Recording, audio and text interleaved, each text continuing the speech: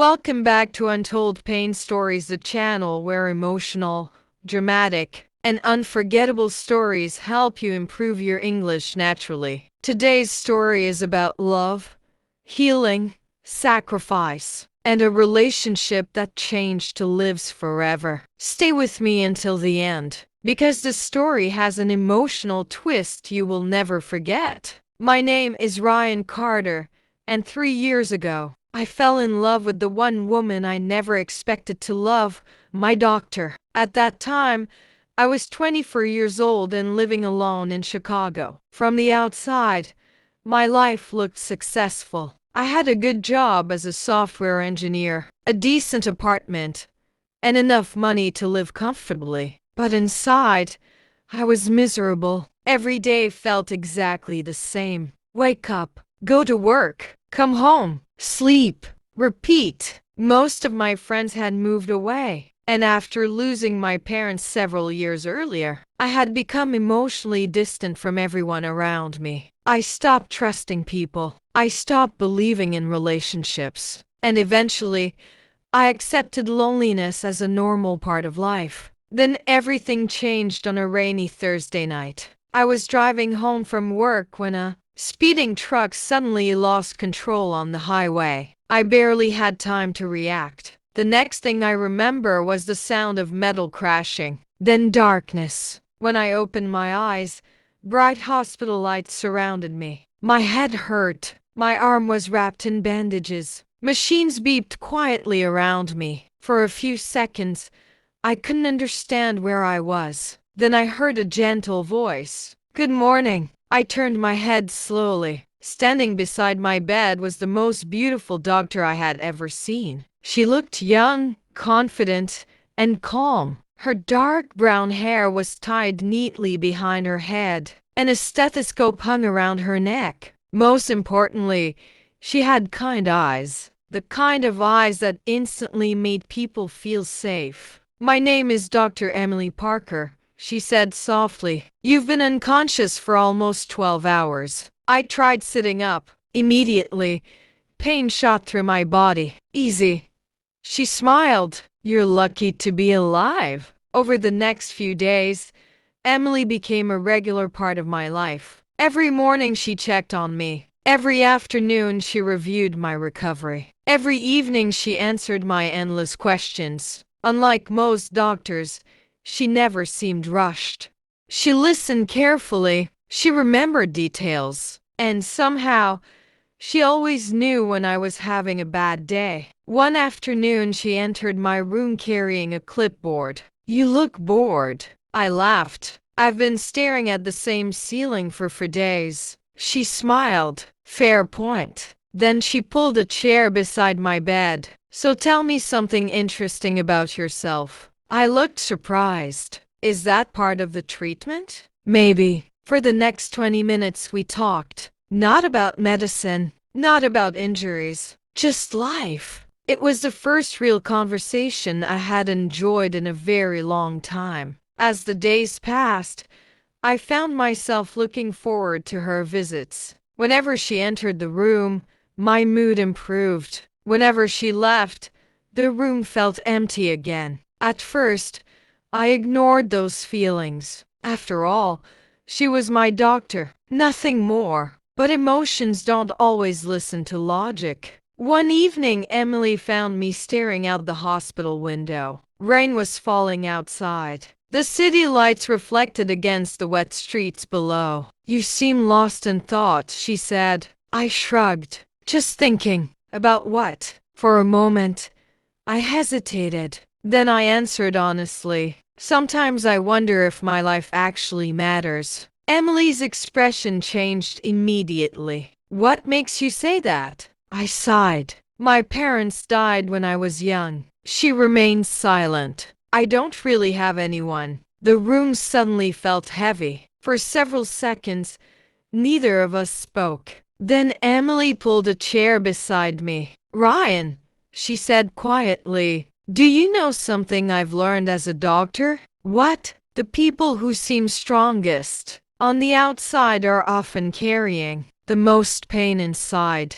Her words hit me harder than she realized, because she was right. I had spent years pretending to be okay, but the truth was, I wasn't. For the first time in years, I opened up to someone, and surprisingly, that someone was my doctor. A week later, I was finally discharged from the hospital. I should have been happy. Instead, I felt strangely sad. As I packed my belongings, Emily entered the room carrying paperwork. "Looks like this is goodbye." I forced a smile. "Looks like it." She handed me the documents. Our fingers touched briefly. A tiny moment, yet somehow it felt important. "You'll be fine," she said. "Just follow the recovery plan." I nodded. Then silence filled the room. Neither of us seemed eager to leave. Finally, she smiled. "Take care of yourself, Ryan."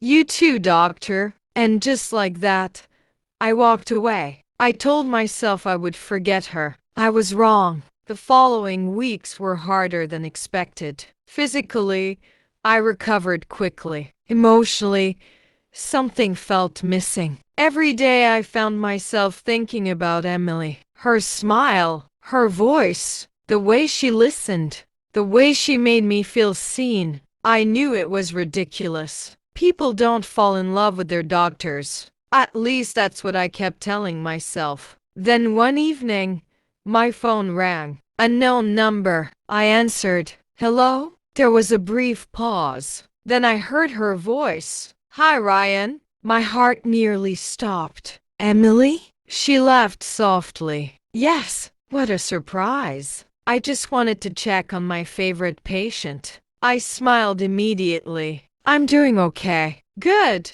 That conversation lasted almost an hour. Then another one happened the next day. Then another. Soon we were talking every evening, sometimes for 30 minutes, sometimes for 3 hours. The more we talked, the more I realized how incredible she was. Emily wasn't just intelligent, she was compassionate, strong, funny, and despite helping people every day, she carried sadness inside her. One night, I finally asked about it. "Emily?" "Yes? Can I ask you something personal?" She paused. "Sure." "Why did you become a doctor?" The silence on the other end suddenly felt different, heavier. When she finally spoke, her voice sounded emotional. "Because I lost someone." I sat quietly. "My younger sister." My heart sank. Emily continued speaking softly. "She was only 16 when she got sick." Tears were obvious in her voice. "The doctors tried everything." I closed my eyes.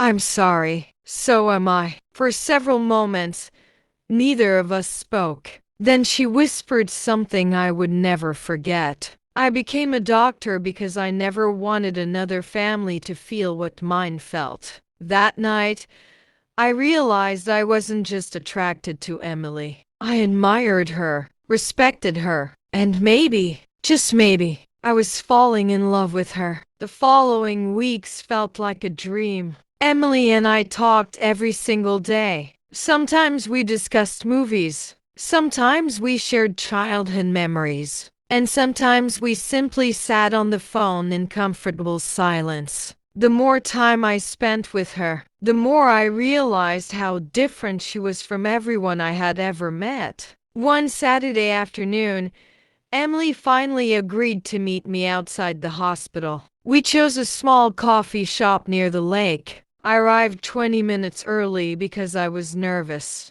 When Emily walked through the door, my heart immediately started racing. For the first time, she wasn't wearing a white coat. She looked beautiful, simple, natural, and somehow even more amazing than before.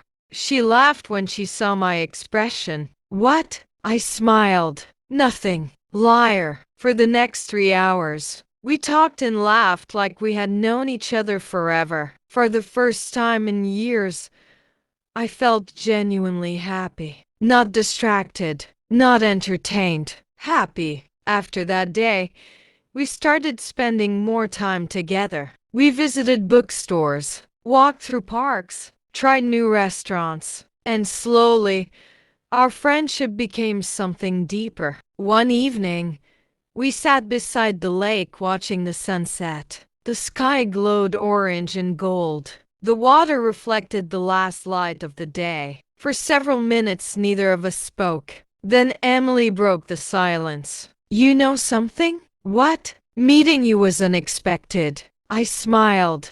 "Good unexpected or bad unexpected?" She laughed softly. "Definitely good." My heart pounded. I knew this was the moment. The moment I had imagined 100 times. I took a deep breath, then looked directly into her eyes. "Emily." "Yes? I think I'm in love with you." The words escaped before I could stop them. For a second, everything became silent. I could hear my own heartbeat. Emily looked down. Then slowly, tears appeared in her eyes. My stomach dropped. Had I ruined everything? But then she smiled. A beautiful, emotional smile. "I was hoping you'd say that." I stared at her. "What?" She laughed through her tears. "I love you too, Ryan." At that moment, the entire world seemed to disappear. Nothing else mattered. Only her. The following year became the happiest year of my life. For the first time,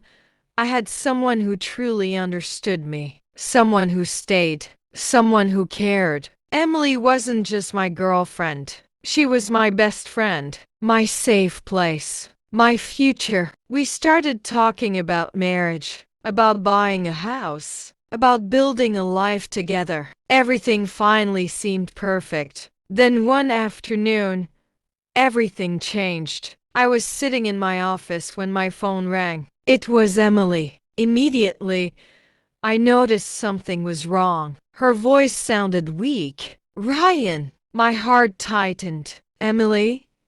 What's wrong? Can you come to the hospital?" I stood up instantly. "I'm coming." 20 minutes later, I found her sitting alone in a doctor's office. Her eyes were red. She had clearly been crying. Fear filled my chest. "What happened?" Emily looked down, then slowly handed me a medical report. At first, I didn't understand what I was reading. Then I saw one word: cancer. Everything around me seemed to stop.